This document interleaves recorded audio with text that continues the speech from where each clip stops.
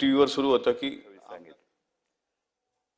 आणि मागच्या वेळी आबा आपल्यातून गेले, इथं आबा बसलेले आणि निवडणुकांच्या व्यापातनं आम्ही निवडणूक झाल्यावर इकडे येऊन बसलो.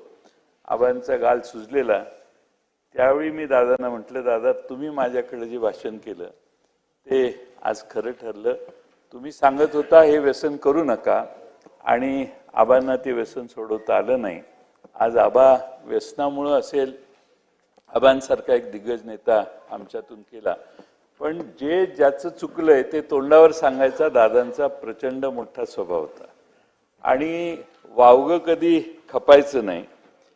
माझ्याकडे तसेच एकदा आले, म्हटले काय जयंतराव एक कसलं काय संस्था चालवताय? म्हटलं काय झालं?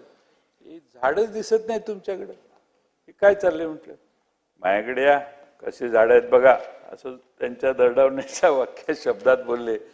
म्हटलं ठीक आहे सॉरी म्हटलं. नंतर 7-8 वर्षांनी परत आल्यावर मी दादांना म्हटलं आता कसं वाटतंय? आता मी 100पैकी तुला 60 गुण देतो, 70 गुण देतो, बरी प्रगती आहे. झाडांच्यावर एवढं प्रेम असणारा माणूसच मी बघितला नाही.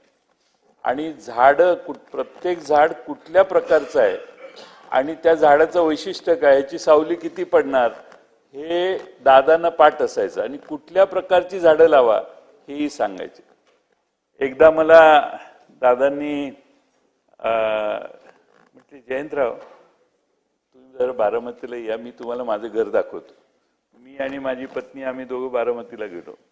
दादांनी त्या परिसरातली त्यांच्या ओळखीची 4-6 घरं दाखवली आणि ह्याला किती 25, 30, 40 वर्ष, 35 वर्ष झाली असतील. आणि जेव्हा जेव्हा माझ्याकडे यायची त्यावेळी दादा म्हणायचे, जयंतराव घर बांधलं का? घर बांधलं का? अहो घर बांधावं किती वेळा सांगतोय.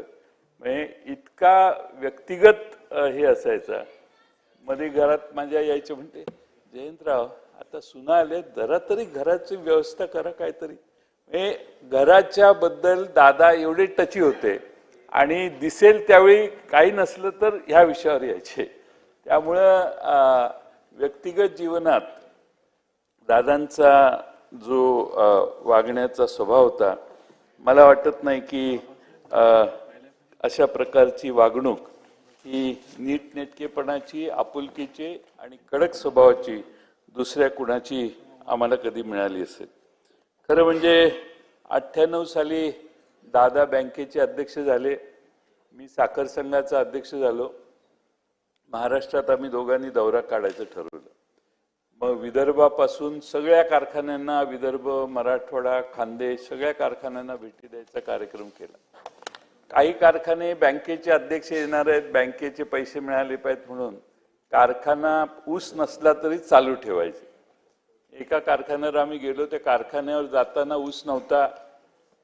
तर संस्था चालक म्हटले, दादा ह्या बाजूने ऊस येत नाही, तिकडच्या बाजूने ऊस येतो. बरं म्हणतो. मग आम्ही गेलो. त्याने काय कारखान्यात आम्हाला जाऊन दिलं नाही, कारण धुराडं चालू होतं. पण बाहेरच स्टेज घातलं, मोठा सत्कार वित्कार केला. वेळ कमी होता. दादा म्हटले आता जातो आम्ही. त्यालाही ते सोयीचं होतं. ठीक आहे दादा चला म्हटले.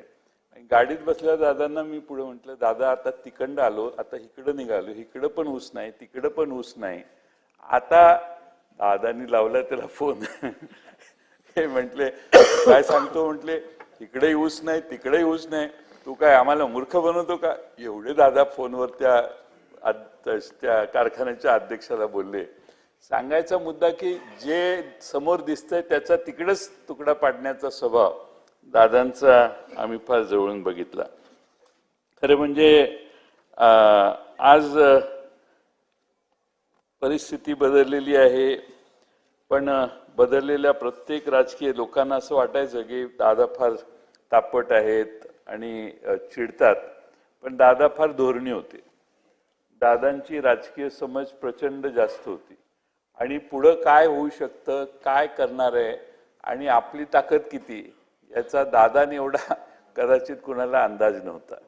त्यामुळे दादांचं सेल्फ असेसमेंट देखील स्ट्रॉंग होतं. आणि मी पक्षाचा अध्यक्ष झाल्यावर 2019ला आमच्या कार्यालयात काही फारशी गर्दी नसायची. म्हणजे आले धनंजय मुंडे आले, दिलीप तायराव आले, संजय आले, असे कोण कोण आले तरच आमच्याकडं जरा एक 10-15 जण आले, कारण ते ओटीचा टाइम होता 18-19चा काळ. आम्ही एक सर्वे केला आणि दादांना मी म्हटलं, दादा ही सर्वे प्रमाणे, हो सर्वे प्रमाणेच. आम्ही दोघं एकत्रित बसून जे सर्वेने आले त्यांनाच तिकीटं दिली. 2 बदलायची होती. एक आपले बनसोडे, आपले विधानसभेचे उपाध्यक्ष अण्णा बनसोडेंचं, ते हायवेला तिकडं टोल नाक्यावरच त्यांना घेराव केला. दादानी मला तिकडं फोन केला, जयंतराव मी ते काल हे नाव सांगितलेलं ते आता बदललं तर चालेल का? म्हटलं चालेल. एबी फॉर्म तुमच्या आधी पोचलेत म्हटलं पुण्यात, त्यातलं कुठलाही द्या म्हटलं, काय हरकत नाही. ठीक आहे म्हटले. मग आणखीन थोड्या वेळाने दुसरा फोन आला, कुठेतरी मराठवाड्यात बदलायचं आहे, बदललं तर चालेल का? सांगायचा मुद्दा मगाशी भास्करांनी सांगितलं, पक्षाच्या अध्यक्षाला सांगून त्याला पाहिजे ते त्यांच्या कानावर घालून निर्णय घेण्याची एक प्रचंड मोठी स्वभावाचं वैशिष्ट्य दादांचं आम्ही बघितलं. आणि मला आठवतं एकदा संघर्ष यात्रा काढली, काँग्रेस पक्ष 17 जण निलंबित केली, भास्करांना निलंबित केलं, आमचं संग्राम जगतापी त्यात आहे, असे 16-17 जण निलंबित त्यावेळी झाली. मग संघर्ष यात्रा निघाली. संघर्ष यात्रेत राधाकृष्ण विखे विरोधी पक्ष नेते, सगळी बसची व्यवस्था राधाकृष्ण विखे पाटलांची, जेवणाची सगळी व्यवस्था राधाकृष्ण विखे पाटील, आम्ही फक्त बसमधले प्रवासी असायचो. दादा म्हणायचे, हे राधाकृष्ण विखेलाच आपल्याकडे एकदा खेचला पाहिजे, जयंत हे किती चांगली व्यवस्था करतो बघा, खेचला पाहिजे म्हणजे आपल्याकडे आणला पाहिजे. जे ताकद ज्याची आहे, काम ज्याचं आहे, त्याचं रिकग्निशन करण्याचा त्यांचा एक वेगळा स्वभाव होता. आणि सगळ्या महाराष्ट्रात म्हणजे सगळ्या जिल्ह्यात आम्ही त्यावेळी प्रवास केला. आणि दादांचं त्या काळातलं वैशिष्ट्य असं की मगाशी सांगितलं तसं वेळेवर सगळ्यांच्या आधी बसमध्ये जाऊन बसणार, सगळ्यांच्या आधी रेडी होणार, त्यामुळं वेळेचं भान त्यांच्यासारखं कधी नसायचं. मी शेवटी त्यांना सांगायचो, मला जरा अर्धा तास आधीची वेळ कळवत जावा, म्हणजे 8ला यायचं तर 7:30ला कळवा, मी 8ला पोहोचत जाईन. असं मला सांगतच जाऊ नका 8 आहे म्हणून, 7:30च सांगा. कारण त्यांचा आणि माझा टाइम कधी वेळेवर एका वेळी कायम वेळेवर प्रचंड जायचे ते. इथं आम्ही बसायचो विरोधी पक्षामध्ये, त्यावेळी सगळे कामकाज संपल्यानंतर त्यांचे स्वतःची व्यक्तिगत कामं काढून बसायचे ते. आणि प्रत्येक बारीक लहान आलेल्या पत्राला काय काय करायचं याच्यावर सूचना लिहायचे. त्यामुळे प्रशासनावर प्रचंड वचक होता. मला खात्री आहे की दादा जर आज आपल्यात असते पुढची 15-20 वर्ष, तर नक्की दादांची क्षमताच एवढी होती आणि ॲक्सेप्टेबिलिटी एवढी होती की दादा भविष्य काळात कधी ना कधीतरी महाराष्ट्राच्या प्रमुख पदावर नक्की बसले असते, याची माझ्या मनात कधीच शंका नव्हती. आणि त्यामुळं अलीकडच्या काळात माझा त्यांचा स्नेह फार जवळचा झाला होता. आणि गेले 8-9 महिने बऱ्याच बैठका माझ्या त्यांच्या झाल्या. आणि त्यावेळी इतक्या वेळेला जेवणाला यायचे, इतके प्रचंड खुश असायचे की मला या मागच्या 4 महिन्यात दादांच्या चेहऱ्यावरची खुशी प्रचंड मोठी होती, हे या ठिकाणी नमूद करणं आवश्यक आहे.